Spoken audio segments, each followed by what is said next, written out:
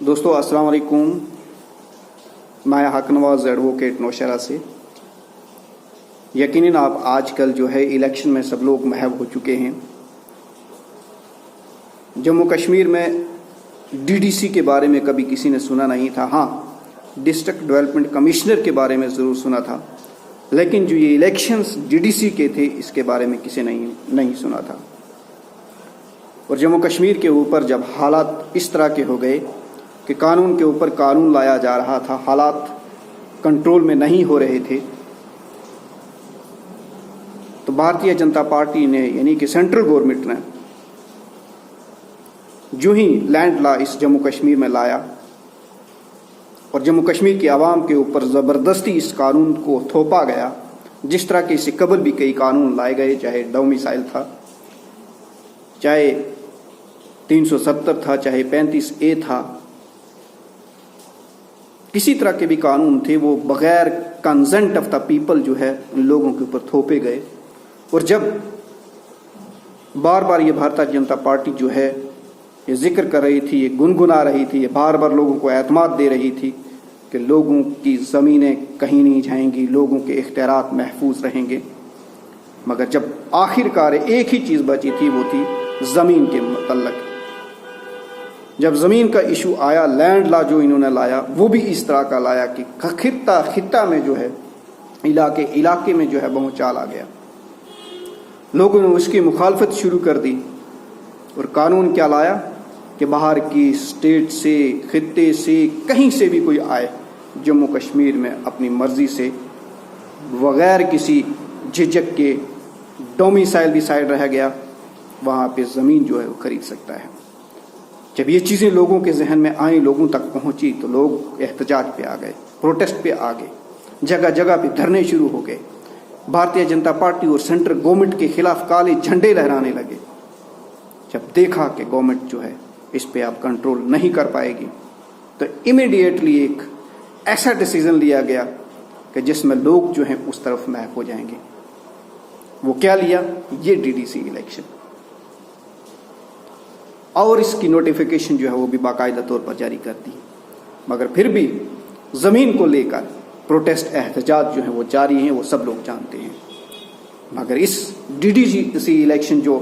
جموں کشمیر میں لایا گیا، اس کی میں ایک بڑی ہی اہم بات آپ کے سامنے شیئر کرنا چاہوں گا، وہ یہ ہے کہ یہاں پر بھی جہاں دل کر رہا ہے انہیں کس خطے کو، کس کانسٹیچوئنسی کو ریزرو کرنا ہے وہ ریزرو کر رہے ہیں،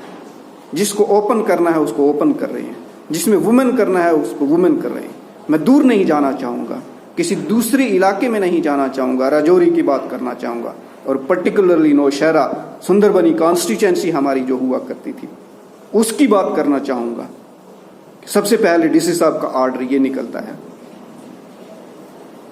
کہ ہمارے نوشہرے کے اندر 3 کانسٹیچوئنسیز بنائی گئی ہیں، نمبر 1 نوشہرہ، نمبر 2 سیری، نمبر 3 سندر بنی، اور اس میں نوشہرہ کو SC ریزرو کر دیا گیا، سیری کو اوپن رکھا، اور اس کے بعد سندر بنی کو جو ہے وومن کر دیا گیا۔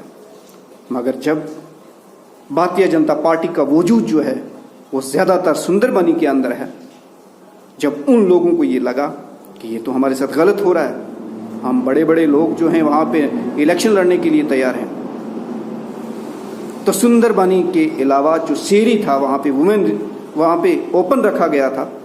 تو وہاں پہ ان کے لیے بھارتیہ جنتا پارٹی کے لیے کینڈیڈیٹ نہیں تھا۔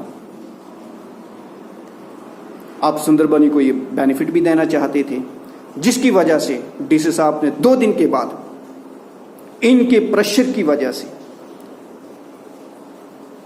بھارتیہ جنتا پارٹی کی انوالومنٹ کی وجہ سے 2 دن کے بعد ایک اور آرڈر نکالتے ہیں، جس میں سندر بنی کو اوپن کر دیتے ہیں اور سیری کو پھر وومن ریزرو کر دیتے ہیں۔ اور ڈیٹ کون سی نکالتے ہیں؟ وہی ڈیٹ جس ڈیٹ میں جو پہلے آرڈر نکالا گیا تھا، اور پہلے جو نکالا گیا اس میں یہی کہا کہ 31 تک کسی کو آبجیکشن ہے they can file their objection۔ مگر جب دوسرا آرڈر نکالا گیا 2 دن کے بعد، تو اس میں بھی ڈیٹ وہی مینشن کی گئی جس دن مین آرڈر جو نکالا گیا، तो उसमें भी ये कहते हैं कि किसी को ऑब्जेक्शन है तो वो यहाँ पे ऑब्जेक्शन कर सकता है। किस तरह की ये इररेलेवेंसी, इरेगुलरिटीज, इलीगलिटीज जो हैं, इवन के डीसी साहब भी इनके प्रेशर में आकर इस तरह के जो नई तरमीम जो है लाकर कॉन्स्टिट्यूएंसीज को जो है एक बार डिक्लेयर एससी करते हैं, एक बार ओपन करते हैं, वुमेन करते हैं, और दूसरी बार उसको इसी भारतीय जनता पार्टी की वजह से, इनके लोगों की वजह से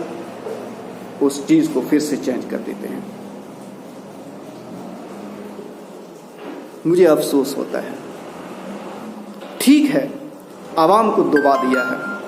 आवाम परेशान है, बोल नहीं सकती, बोलने का राइट छीन लिया है, मगर इतना भी तो मत करो एडमिनिस्ट्रेटर्स जो हैं, एटलीस्ट इन लोगों की आप तो अपना दम रखो। मगर अफसोस कि डीसी साहब ने भी इमीडिएटली 2 दिन के बाद उसको फिर से ये कर दिया। मजाल है कहीं कोई दूसरा आदमी बोलता, कोई अपोजिशन वाले ये कहते कि ये चीज़ ऐसे नहीं है, ऐसे कर दो, वे सब कर पाते, मगर नहीं। जो लोग भी बैठे होते हैं हुकूमत में, जो हुकूमत जिनके हाथों में होती है वो वही करते हैं। मगर चलो, इसका खमियाजा भी मैं उम्मीद करता हूं कि लोग नौशहरा के भी जो हैं वो भुगताएंगे, और इसका रिजल्ट जो है एक पॉजिटिव किस तरह का रिजल्ट आता है वो भी सामने आ जाएगा। मगर अफसोस ये है कि एडमिनिस्ट्रेशन के लोग जो हैं वो भी पर्टिकुलरली जो ये लोग सेंट्रल गवर्नमेंट के हैं या स्टेट में जिनकी वजह से जो ये हुकूमत चल रही है, उन्हीं के हाथों में ये घूम रहे हैं। मैं लोगों से अपील करना चाहूँगा कि मेहरबानी करके इस तरह की जो एडमिनिस्ट्रेशन यहाँ पे चल रही है, इस तरह की हुकूमत जो हम लोगों के ऊपर थोपी गई है, मेहरबानी करके अपने वोट की ताकत से इन लोगों को अपने सर से उतारिए, और जहाँ तक हो सके इनकी अपोजिशन करके, इनको अपोज करके एक अच्छे से अच्छे कैंडिडेट को सामने लाया जाए। मैं ज़्यादा कुछ न कहते हुए सब लोगों से ये गुजारिश करूँगा कि मेरे जो बात भी मैंने आपके सामने रखी है, इस पे आपने कमेंट्स ज़रूर दें, और अगर मैं गलत हूँ मुझे गलत कहें, मगर अगर मैं सही कह रहा हूँ तो मेरी इस वीडियो को भी शेयर करने से भूलें नहीं। जिन लोगों ने सब्सक्राइब नहीं किया है वो मेरे इस चैनल को भी सब्सक्राइब करें। शुक्रिया। अल्लाह हाफिज़। जय हिंद, जय भारत।